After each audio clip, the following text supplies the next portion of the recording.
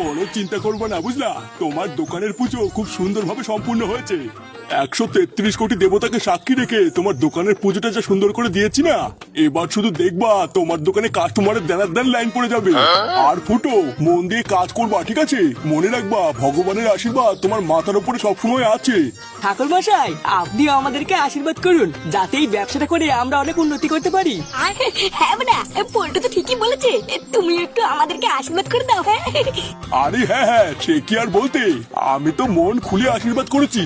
তোমরা শুধু মন দিয়ে কাজটা করো। আচ্ছা ঠাকুর মশাই, ঠিক আছে। নাও ফুটো, এবার আমার দক্ষিণাটা দিয়ে দাও, আমি চলে যাই। এই দক্ষিণা? কিসের দক্ষিণা? আরে ঠাকুর মশাই তো দোকান পুজো দিলে তুই দক্ষিণা দিবি না? মানে বলছিলাম কি, তোর টাকা দিবে না? আমি তোকে পরে দিচ্ছি। কেন, ওকে কেন দেবে? সব টাকা তো তোর হাতে দিয়েছিলাম, তুই দে। না মানে আমার কাছে তো আর কোনো টাকাই নেই।